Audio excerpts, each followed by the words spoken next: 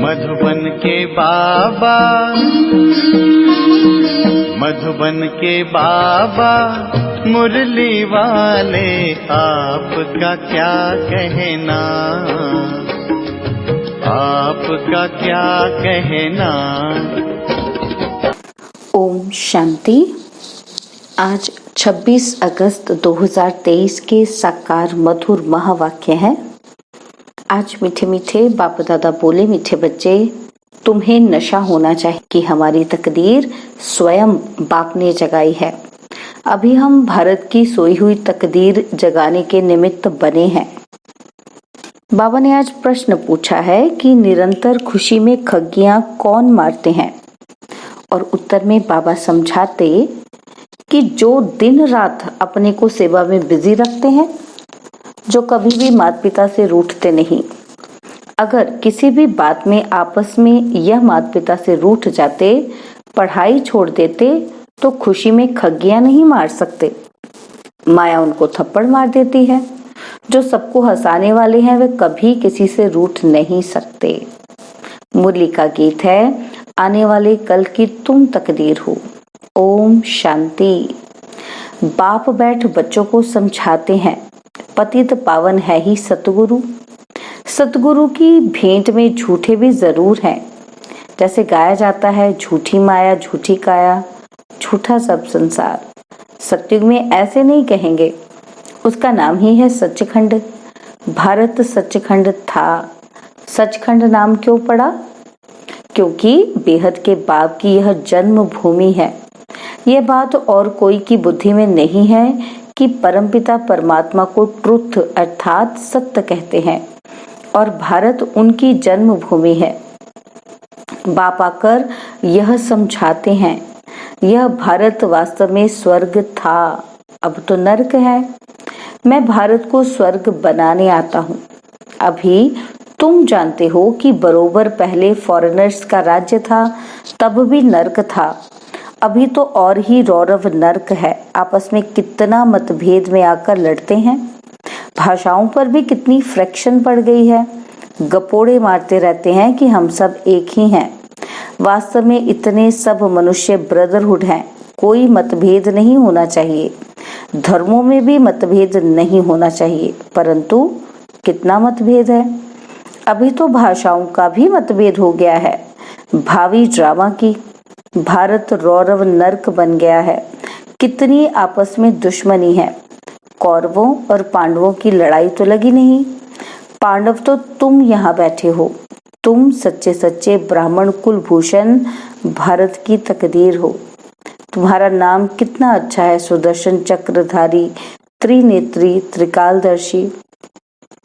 त्रिमूर्ति शिव बाबा तुम्हें ब्रह्मा द्वारा त्रिकालदर्शी बनाते हैं। तीसरा नेत्र खोलते हैं। तीजरी की कथा अथवा सत्यनारायण की कथा व अमर कथा बात एक ही है।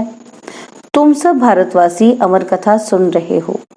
जैसे बाप समझाते हैं, वैसे तुम बच्चों को भी समझाना चाहिए। पूछते हैं, बाबा सर्विस कैसे करें? बाबा ने समझाया है कि जो ब्राह्मण कुलभूषण मनुष्य को हीरे जैसा बनाते हैं, वह आप अपने पास बोर्ड लगा दे। शिव बाबा का चित्र लगा हुआ हो। शिव बाबा के चित्र के नीचे लिखना है, बेहद के बाप से जन्म सिद्ध अधिकार, स्वर्ग की बादशाही कैसे प्राप्त होती है, वह आकर समझो। तो मनुष्य आकर समझेंगे। समझानी तो सहज है। बाप आया है, आकर स्वर्ग बना रहा है। ये शिव बाबा की अवतरण भूमि है। परम धाम से बाबा भारत में ही आते हैं। भारत ही सबसे बड़ा तीर्थ स्थान है। सबको मानना चाहिए। गुरु नानक, बुद्ध, आज जो भी हैं, सबको पतित पावन बाप जो है, उनकी यह जन्म भूमि है।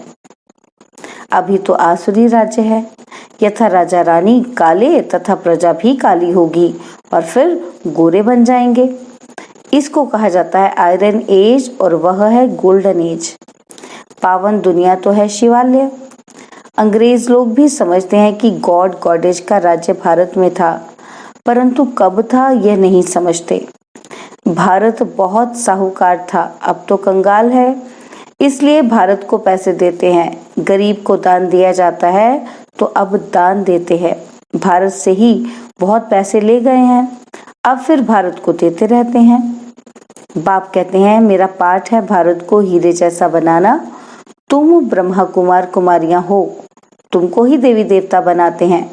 गाया जाता है परमपिता परमात्मा ब्रह्मा द्वारा ब्राह्मण और देवता धर्म स्थापन करते हैं, परंतु भारतवासी जानते ही नहीं।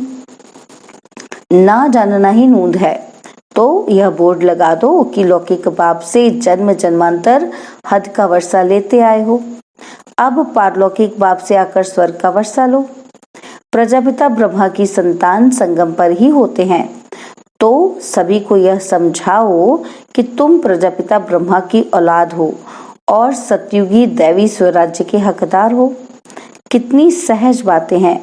यह ब्रह्मा कुमार कुमारियां शिव बाबा के पोत्रे पोत्रियां ठहरे। कल्प पहले भी बने थे, अभी फिर बने हो, सो देवी देवता बनने के लिए।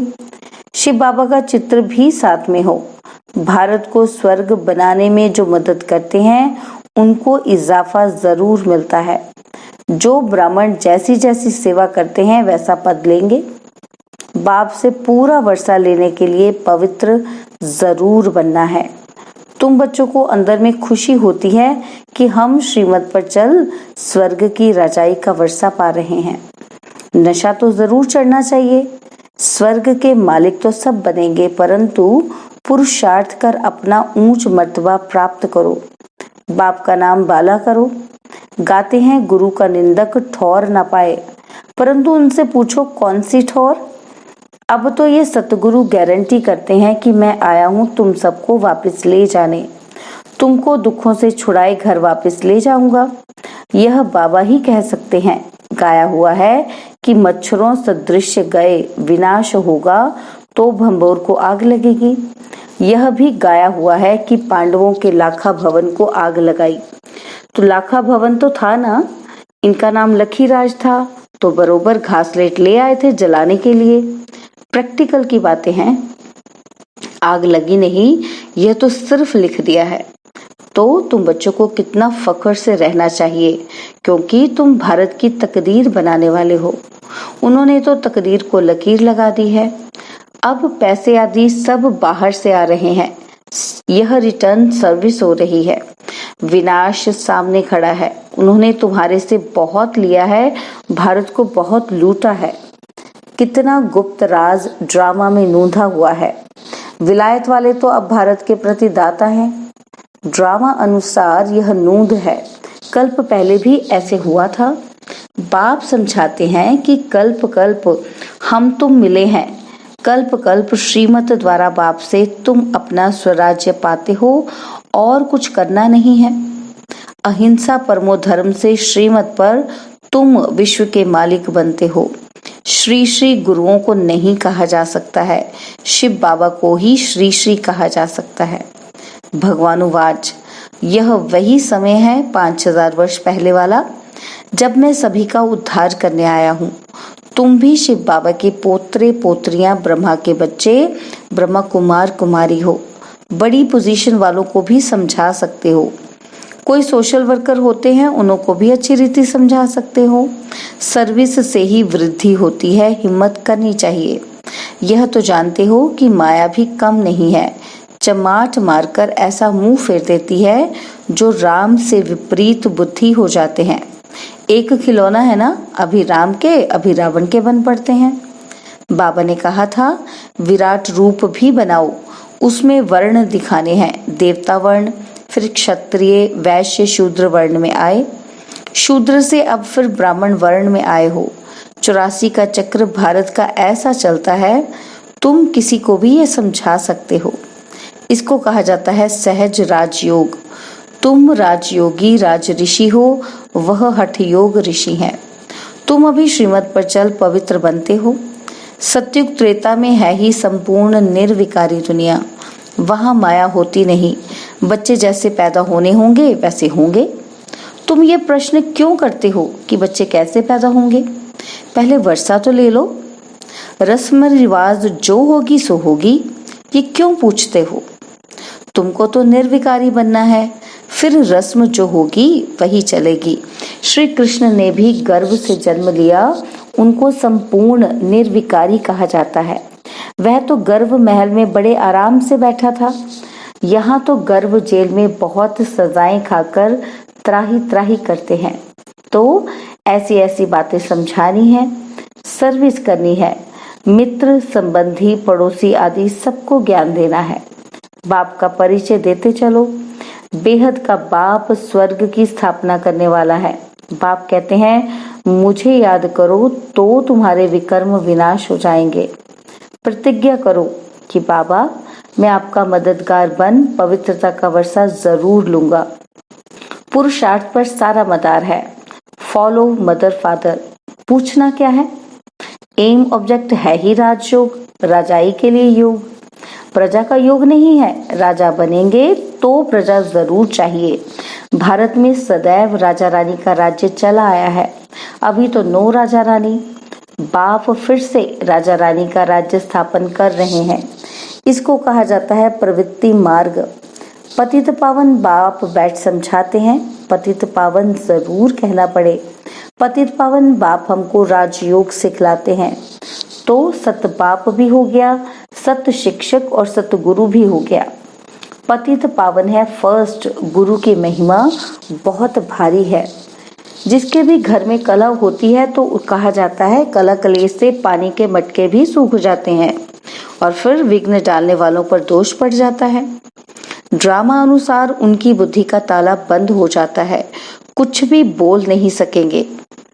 अगर जाकर निंदा करेंगे तो गला घुट जाता है। सतगुरु का निंदक ठौर न पाए। यह तो सत्य बाप, सत्य शिक्षक, सत्य गुरु है।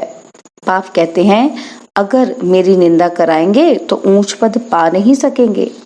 विनाश की रिहर्सल भी होती रहेगी तो मनुष्य कुछ जागेंगे।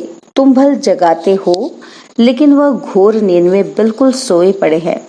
शास्त्रों में तो गलाने की बातें लिख दी हैं। सत्य का नाम गुम कर दिया है। खुशी में तो अंदर में खगियां मारनी चाहिए। माता पिता से मत रूठना, तूफान आएंगे, परंतु कभी भी बाप को फारकती नहीं देनी है। माता पिता से कभी मुंह नहीं मोड़ना। माया बड़ी कड़ी है। तुम बच्चों को कभी भी रूठना नहीं चाहिए। तुम सबको हंसाते रहो। बाप द्वारा बड़ी लॉटरी मिली है तो सदैव हर्षित रहना चाहिए। कोई को भी दुख नहीं देना है। दुख देंगे तो दुखी होकर मरेंगे। मुख से हमेशा रत्न ही निकालने चाहिए, पत्थर नहीं। पत्थर निकलेंगे तो पत्थर बुद्धि बन जाएंगे। अभी तो कोई संपूर्ण बने नहीं है, संपूर्ण बनने का पुरुषार्थ करना चाहिए। अच्छा, मीठे मीठे सिखिलते बच्चों प्रति माता पिता बाप दादा का याद प्यार और गुड मॉर्निंग। रूहानी बाप की रूहानी बच्चों को नमस्ते। हम रूहानी बच्चों की रूहानी बाप दादाजी को दलवा चांद सिकवा प्रेम से नमस्ते।